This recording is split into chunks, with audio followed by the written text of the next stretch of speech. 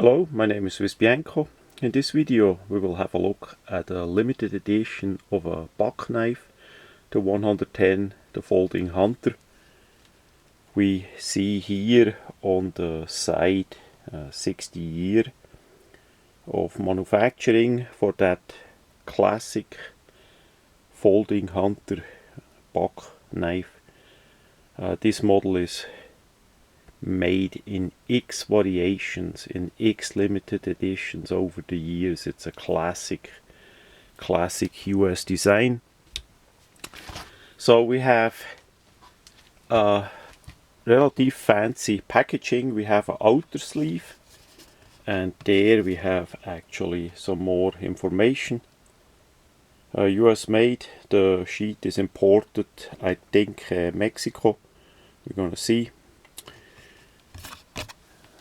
Then we have the inner packaging with the knife in it. Of course, we have a magnetic nice flap, so we can open it up. Then we have there some information on the inside. Top we see the two magnets. Then inside we have the sheath, some paperwork,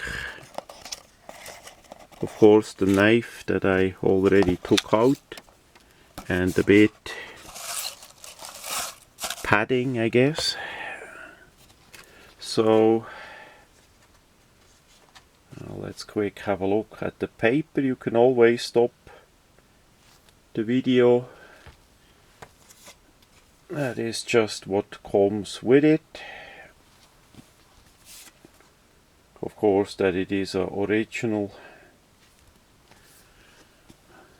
Over the decades, of course, there were lots of similar models made, copies. I would not say directly with a buck on the knife, on the blade and all that, but X other manufacturers made similar styles of knives. Let's quick look at the sheath. We have a black leather sheath, looks really nice. There's the model number 110, nice belt loop, typical affair with the nice snap, and inside we see, as I did think, sheath made in Mexico. Now the quality of that leather sheath is outstanding, I would say. The stitching, the nice snap there, really well done. The wet molding, we see the outside line, really nice. And of course the belt loop, they know exactly what they do. They do such sheets for many years. Nice snap, the snap sound, you did hear it, that is really nice. So great sheet, great knife. The knife itself is in a bag. We have there the buck logo on it with the anvil. And then of course the knife itself. We have from the handle the typical design with the wood. Just the inlay is different. It has a nice topping on the inlay, and of course because it's brass, you see every fingerprint. That is how that is. A typical lock back design that they came up with back then. We see the whole back is closed, nice dehorned, nice polished off there. And the inlay is with the knife, and from 1964 it started, 60 years just for that model. And then of course on the blade we have, on the tang here we have Buck USA, and then the 60, that is laser engraved. It's not etched, it's a chemical etched, it's a laser engraving there.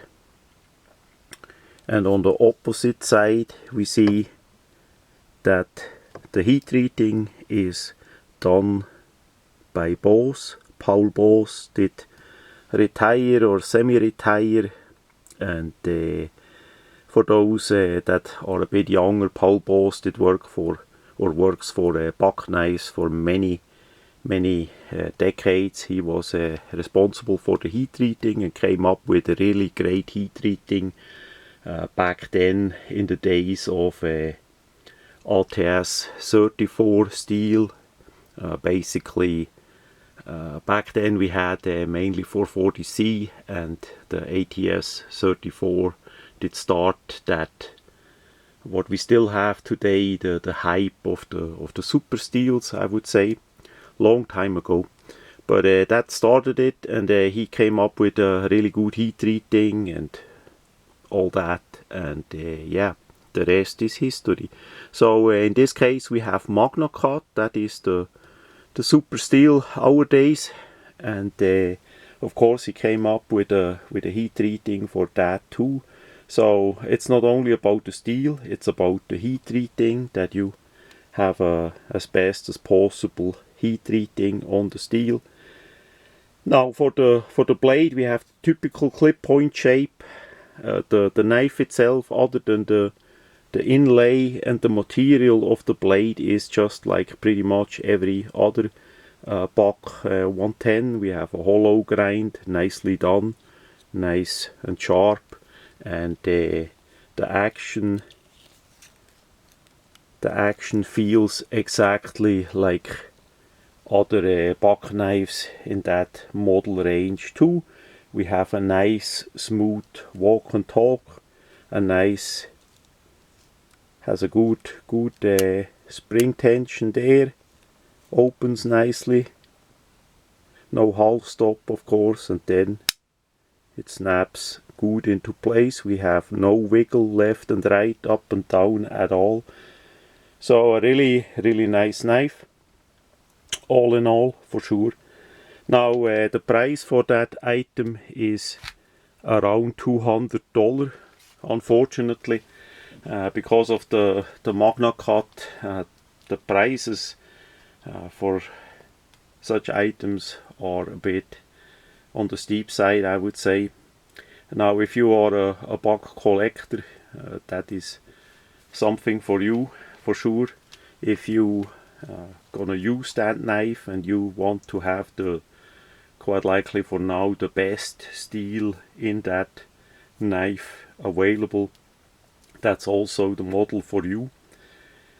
There, the steel is currently on top, that magnacut, until they come up with something else that gonna replace it, but for now that is really on the top side.